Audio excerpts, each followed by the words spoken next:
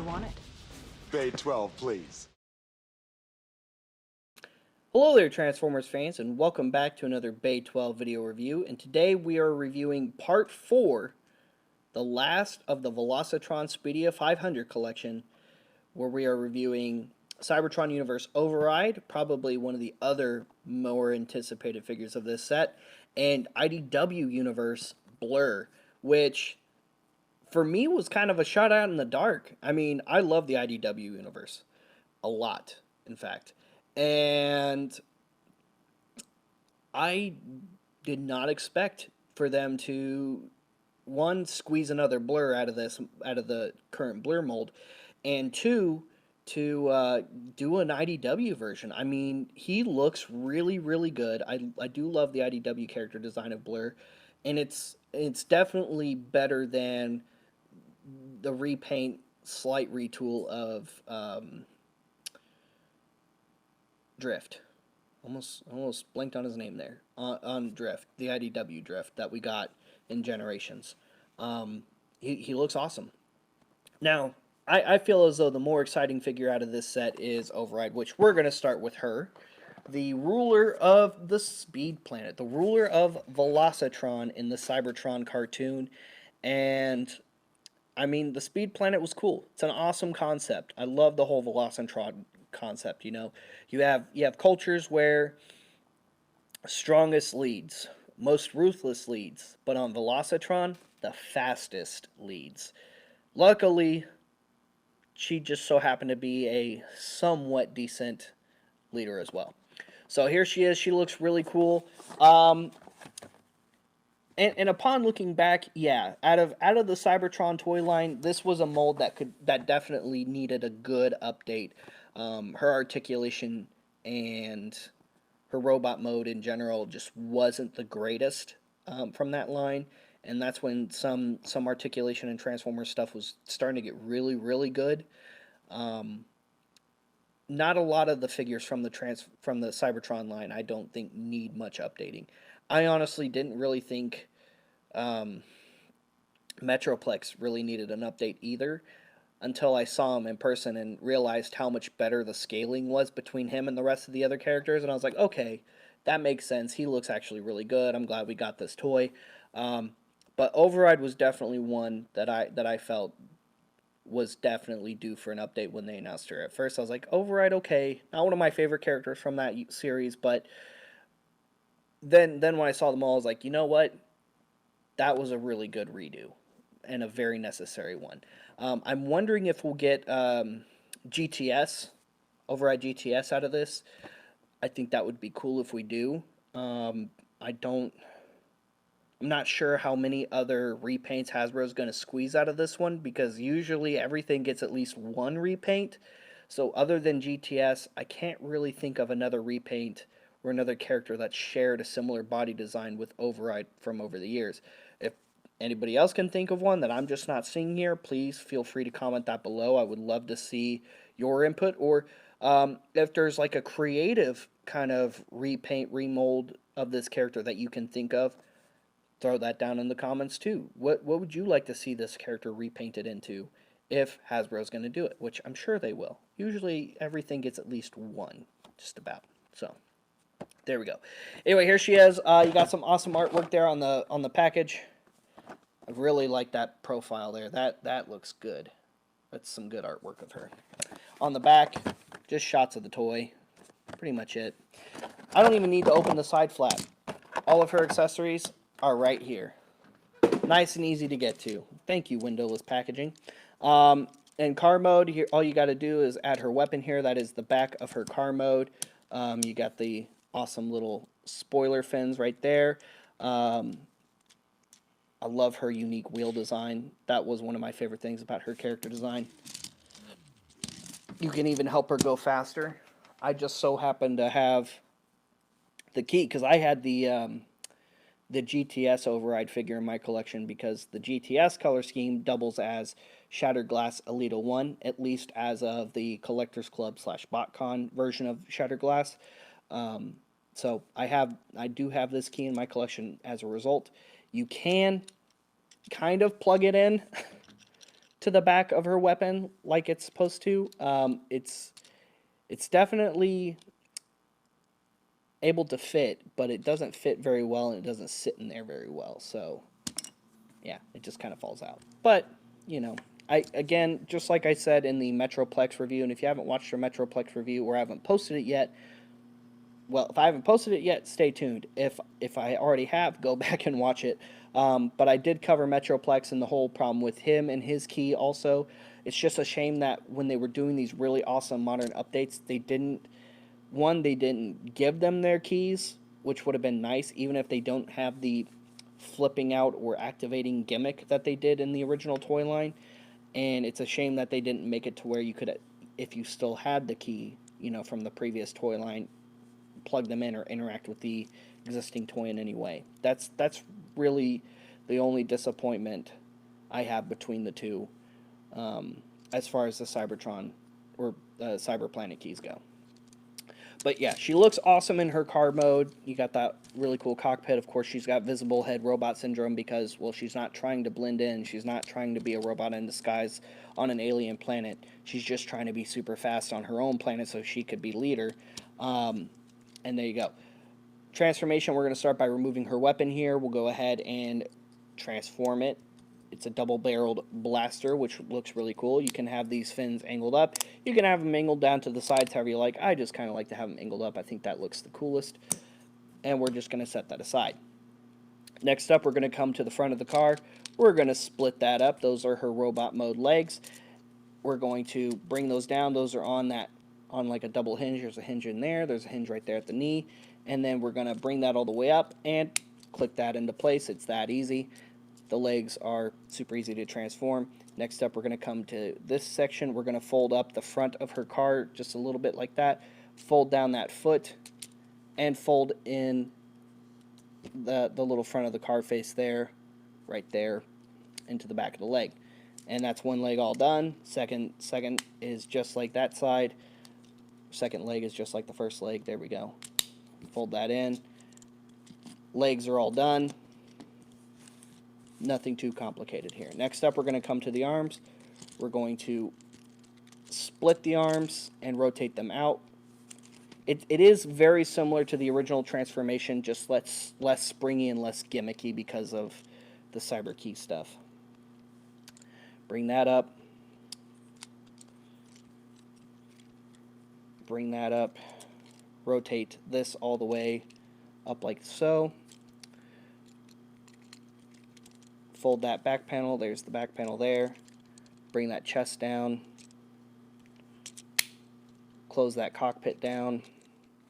And then we're going to, on this hinge here, angle this down a little bit. Push that in. And then this piece is going to tab in right here to that back plate right there. And then, since I already secured that one, there's a little tab right here as well that plugs into the top of the shoulder there. So just make sure that's all lined up. So squish that in, fold it back, tab it in both spots. And rotate those fists forward. Give her weapon. And there she is in robot mode. And she looks great. With the original toy, the weakest mode was the robot mode just because of the lack of articulation and just overall the way she was designed. That is not the case here. The robot mode is so much better with this figure. That's really what needed the update because the car mode was fine. The car mode was fine in the other toy. It was her robot mode that just kind of fell flat, and she looks great. Fully articulated head is on a ball joint. Fully articulated shoulders, in and out on that shoulder joint. Upper bicep, single jointed elbow, swivel wrists. Little bit of waist. The back just kind of gets in the way of waist articulation, so you don't have a whole lot of waist articulation there. Fully articulated hips. She's mostly legs. Single jointed knees. Side ankle joints. Little bit of forward and back, mostly due to transformation, but get you a little bit of Good little wiggle there. And there you go. There is Cybertron Universe Override, the ruler of the Speed Planet. But not in the IDW comics, where they just did the Speedia 500 race. She did not win the race. Knockout did. Spoiler alert, I know. But I guess I should have said spoiler alert before that, huh? My bad. Alright, here is Legacy Blurr. So cool. Again, based off of the IDW universe, not the one that just ended, but the one before that. There's the artwork. There he is in robot mode. And this is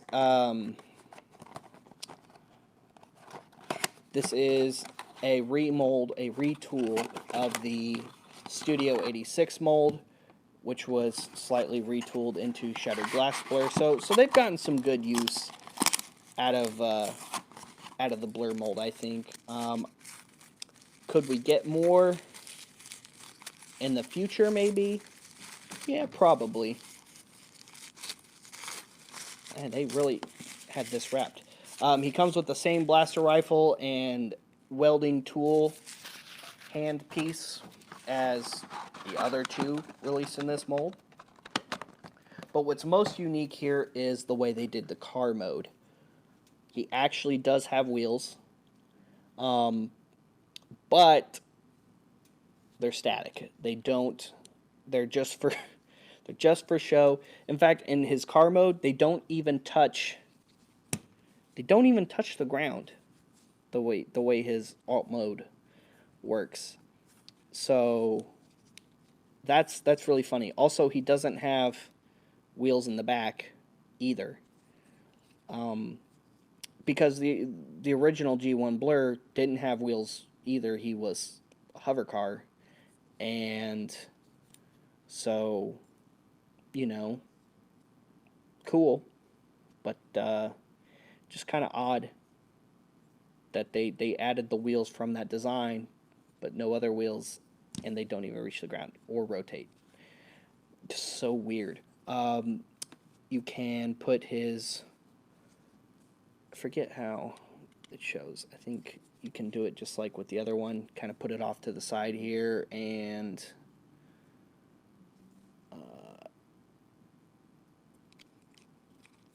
there you go. And then just kind of tab that in upside down. And then he's got his stuff attached to him. Neat. It looks kind of weird with his gun sideways, in my opinion. I think that looks strange. But overall, really cool. Stay tuned for the Instagram post to see him compared to the other two Blurs. That's where I'll post those photos, so stay tuned for that. But yeah, he looks awesome. No rolling. No rolling. He transforms exactly the same as the rest, however, so we're going to start by untabbing these, what become his arms, to the sides, bringing that all the way out. We're going to go ahead and untab the feet from the bottom, split the section up top,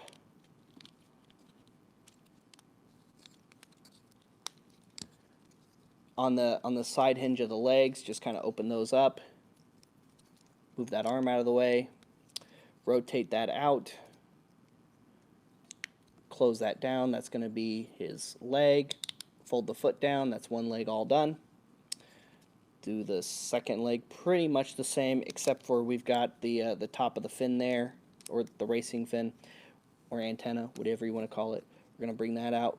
Then we're going to collapse that into the leg before we close the leg up. Bring the foot down. All done there. Rotate the chest down. Bring those arms back down. Fold these sections from the sides. Those are going to tab in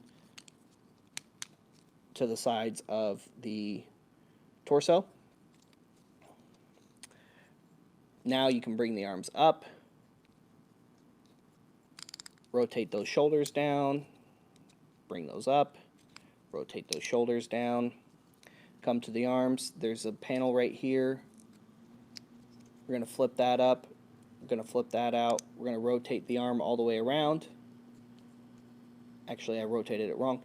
Rotate this section all the way around And then this little hook right here is going to hook into that little side in the forearm. Get that in, put that panel back down. There's one arm all done. Do the other side the same. Rotate it. There you go. We're almost done here. Now we just bring the front of the car down. That's on a double hinge. You're just going to collapse it, push it into his back, and he is all done. There he is in his robot mode. And he looks awesome. It's a really good reuse of what was already a really awesome mold.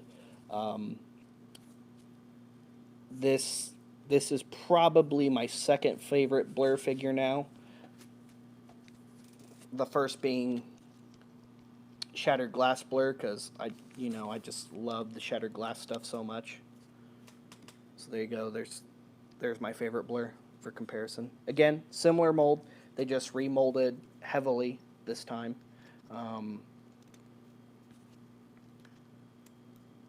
The Blurr mold into IDW Blurr. Whereas last time all they did was change the paint scheme in the head. And here he is next to G1 Universe Blurr from the Studio 86 line. So you can just see for comparison. And overall, like I said, he looks really, really cool overall. I think this was a really cool and creative way to take what was already a really, really good mold and give us another version of that character from another universe. And this is easily, I think, the best version of IDW Blurr in toy form. So, awesome. Awesome all the way around.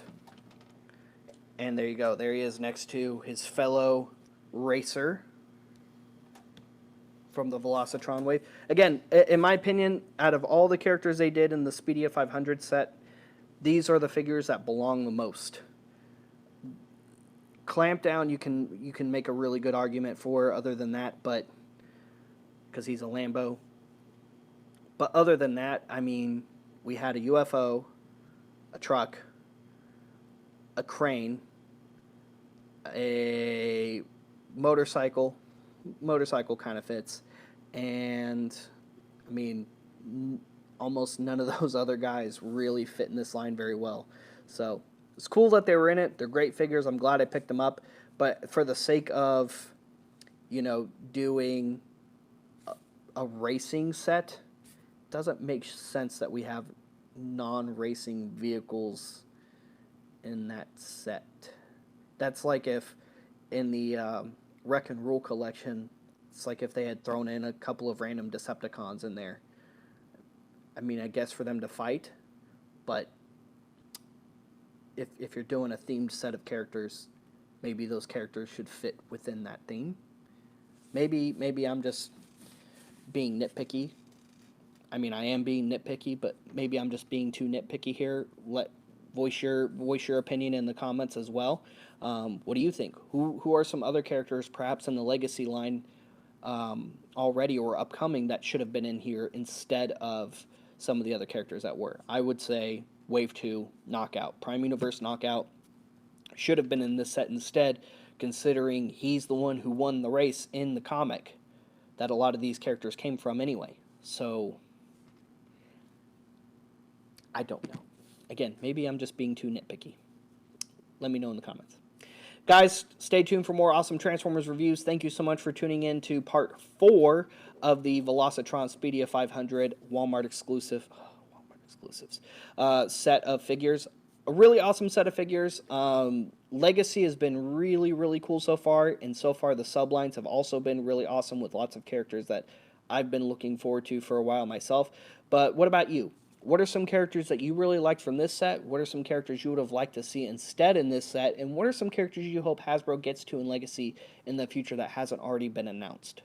I'm really excited for Transmetal 2 Megatron and Skullgrin the most out of Wave 3. What are you excited about out of Wave 3 of Legacy? Let us know in the comments. Like I said, stay tuned for more. Check out some of our other reviews because we review all kinds of different stuff here on Bay 12 all the time.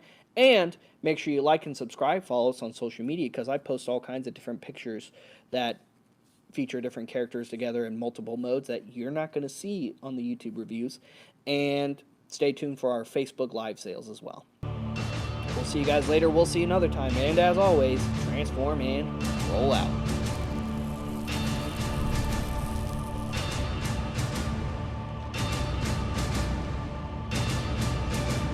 That's it, man. Game over, man. It's game over.